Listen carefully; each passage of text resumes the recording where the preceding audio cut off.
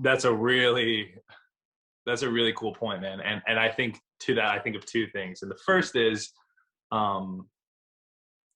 yeah, for me, I think why I didn't just fall in love with the movement stuff. It didn't just work for me because of the physical changes I saw in my body and the mental changes, the mental clarity that I was getting, and the obviously, like we had already talked about, you know, if you go for a jog or do whatever for 30 minutes, like your state of consciousness changes through physical activity.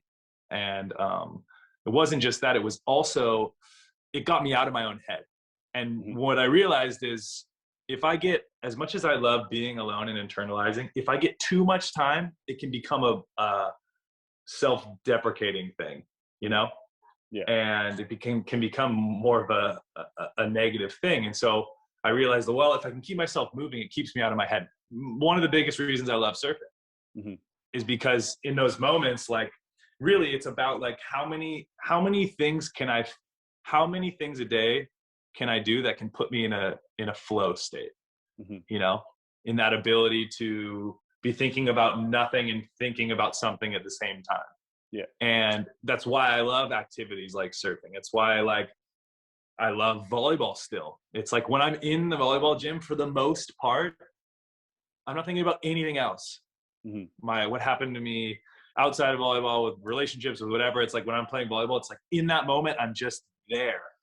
And what I found is like, well, the second part is like, I realized how important it was for me when I had knee surgery and couldn't move around as much, and realized like, wow, my body became so physically dependent on exerting itself every day.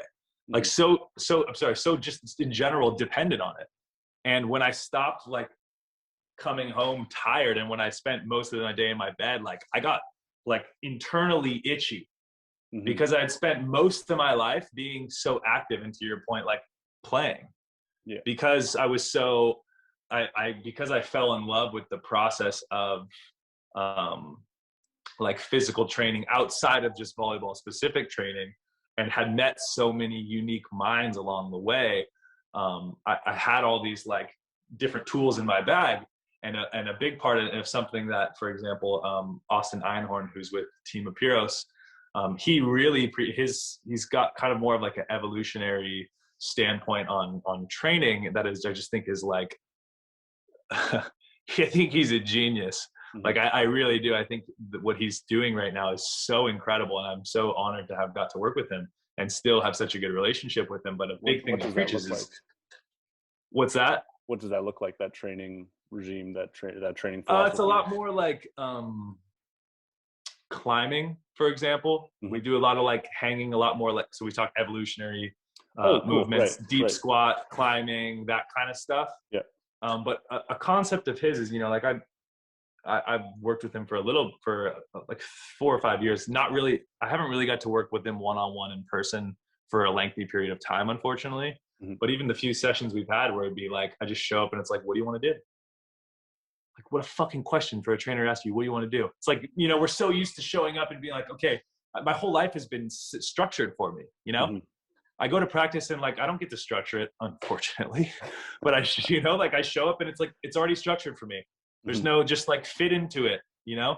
And it's the same with like strength and conditioning. We're always looking for like, how do I do it? Just tell me. Dude, I get questions like that all the time. Like some of the stuff I posted, honestly, in my opinion, is fucking gold. Yeah. Like a lot of the stuff I think I've been posting is like, I'm not teaching you how to do a basic squat or how to do like, you know, some things you can go on YouTube and find. Like, I'm teaching people things that I learned that had a huge impact on my life and that were fun and different than what you're used to seeing. Yeah. And so I just think he had much more of a this standpoint of like being a guide and not necessarily, I think what I'm learning right now also is like teaching is such a skill. And I think so much, I can imagine being a parent and like your kid falls and you want to pick them up, and you're being a coach and like watching a 17, 16-year-old boy like play volleyball. It's like, I could probably give him 1,000 things, like little technical things to help him. What you don't realize is like, how do we learn best? Like figuring it out on our own. And yet we've now started this, like created this society that's really like the best restaurant to go to, or the fastest way to put 20 inches on your vert or whatever. And kids are looking for these like shortcuts, and I don't fucking blame them. I mean, like I was saying, like the question I get the most is, how can I hit harder? How can I jump higher? And so I'll post these like these different things, and people will still send me like, oh, but how many reps are you doing? Instead of just like, what if I told you to do 100 reps? You do 20 and be like, fucking 20, that's all I can do. Like, okay, do 3 sets of that. Yeah. And then next week do, I don't know, 2 sets of 25 or 20. Like, there's so many, but I think people need to understand that, like, you need to take some ownership. And it's so cool to hear you say, like, I'm going to figure out I'm going to rehab almost myself. And I'm happy that you're doing research and you're not just like waking up every morning going to figure it out. Like, well, I'm going to try walking today. Yeah. Dude, yeah. But I mean, like, there's something cool about that, of like, it's sad that it's almost been like a lost art of like coming to your own conclusions and understandings through your own experience. And if you can take that into other areas of your life, it's so much more fulfilling. I know it. You learn so much more about your body from that failure. So you learn so much more about how many reps do I need to do from trying to do 100 and failing at 20, and learning to create. Then it gives you the tools to create on your own, which is why I've been now able to create a lot of the things on my own, is because I had learned from people who gave me a structure, and some that looked different for some of them. But now I've kind of like taken the things that I liked from all these different gurus, let's say, and I've created what I think is my own like volley resiliency package or whatever for myself, the shit that I do now. It's like, I don't have someone writing me up stuff. It's like, I have a general idea of things to do now because I've spent time researching and spent time like learning and failing and wanting to put inches on my vert and plateauing and like being like, how's this all work? Like trying to figure it all out. It takes years to figure out. And so it's like, man, it doesn't surprise me when I see these kids then they're doing like, I see all these kids doing like box jumps and doing all this stuff where it's like, okay, that can be a great thing. Learning to do some basic like strength and conditioning kind of Olympic style lifting, like everything has its place. But this and this is where, like, to bring it back to like what Austin's doing with the Purus, is it's much more of this standpoint of like, come and create, come and play, like imagine rather than showing up and working out, like doing some strict workout by like your strength and conditioning guy for an hour, but getting the same results from doing something where you showed up and you were just like, all right, I'm going to try to do this line on the rock wall, or I'm going to try to like, we have like an emphasis on something and we're going to find ways to play and we challenge each other. Like that's the big thing. And so I get that, not everyone has a rock wall, but I get that, like, people, especially now in quarantine, are much more, isolated. And that's, again, bringing it back to like our community is just like such a big point of emphasis for me now. And how can you create that community when I'm all alone, and I'm trying to create this community. And I use the catchphrase "you won't" all the time now, because I think it's like such a cool way to like, for me, it's like, that's how like my buddies and I spoke back in college. I was like talking a little shit, and like that was the community and the culture we created to push ourselves to be the best version of ourselves. And I think having that sense of play, and that looks different. And I get it, where it's like some people need structure. Some people I need to do 3 sets of 20, and that's how they work best. That's great. But play could be, to me, like play could be showing up and be like, all right, what do you want to work on? Play could also be like showing up and this is what we're going to do, but we're going to like push each other and talk shit and like, like you figure out what works for you. But I do think that it's so funny, even with like our structure here for volleyball. It's like, dude, my coaches aren't going to listen to this shit. I hate our practices, bro. Like for the most part, I'm not a fan of the French style of training. It seems to be a lot of like free attack, a lot of, like hitting lines kind of stuff, basic surfacey stuff. It's fucking boring. I've been doing this for 15 years, dude. I don't want to I don't need free attack, to be honest with you. I don't need to hit against nobody. I'm already doing great hitting against everybody, like not to be cocky, but just being honest, like, And so I think it's so funny how the farther you go, there seems to be less and less of it. When you're a kid, you're 13, 14, 15, whatever. It's like, let's go have fun. Let's play on the beach. Let's do this. It's all for fun and play. And then the serious kids want to get serious, so they do the serious stuff.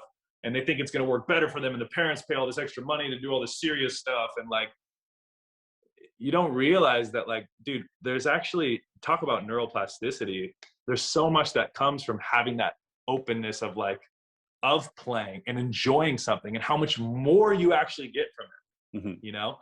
And that seems to be like a real lost art in teaching and coaching, from what I've experienced. Luckily, I've got to experience on firsthand the people who I think exemplify a great example of what it looks like. But from what I've seen on the other ends of things, it's like most people aren't that way. Yeah. And that goes also for like people who work regular jobs, you know?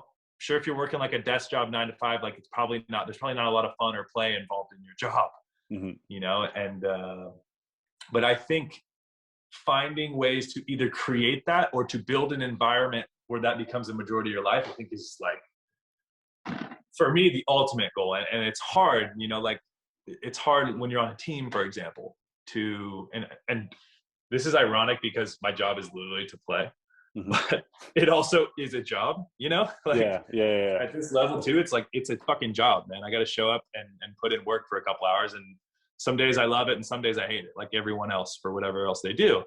And the times that I hate it, I try to invent my own type of play in my mind. So Mm-hmm. for me, it could be like, you know, we're doing serve and pass, and it's like I basically serve a ball and wait a full minute for the next 5 guys to serve, and then it's me again and serving against the receivers. Mm-hmm. It's fucking boring, dude. You know? Yeah. And if I stand from the spot that I always do and I do my routine, it's like I've done it a million times. And I'm not saying it's not important to do a million times. It is. But the way that I challenge myself now is like I serve from every different spot on the court. Like if I'm jump serving, instead of just serving from that same spot, I serve from every little spot, like all over, and I face different directions. I'm doing different angles. And some people could be like, oh, you're just fucking around. But to me, it's like I understand the concept. The concept is the ability to step close and contact the ball in that same spot to drive the ball where I want to put it. That's the concept.